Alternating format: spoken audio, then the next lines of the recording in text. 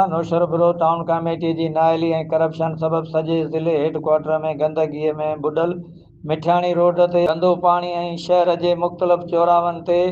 गंदे पानी जा ढेर लगल गंदगी जा घरन में गंदो पानी दाख़िल थियण खिलाफ नौशरपुर में मुख़्तलिफ़ सियासी समाजी धुरियुनि पारां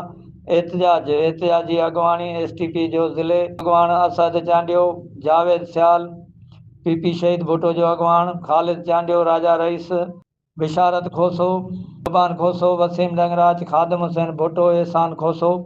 SUP आसिफ हुसैनी ऐं ॿिया करे रहिया हुआ। उन मौक़े ते अगवाननि चयो त शहर अंदरि गंदे पाणीअ में ऐं गंदगीअ जा ढेर लॻल आहिनि। शहर जे मुख़्तलिफ़ इलाइक़नि में मिठियाणी रोड, अलावाला चौक, ठारूशाह स्टॉप, सियाल मोहल्ला, पडीदन रोड, हेठाई चौक ऐं मुख़्तलिफ़ इलाइक़नि में शहर जे हर गलीअ में गंदो पाणीअ जा ऐं गंदगीअ जा ढेर पियल आहिनि। पर अफ़सोस जो CMO नौशरपुर ऐं चेयरमैन शहर जे सफ़ाई करण बदिरां करोड़े रुपयनि जी बजट में सफ़ाई करण में रिधल आहिनि। उन मौक़े ते करप्शन करण खिलाफ़ शहरियुनि सख़्त नारेबाज़ी कई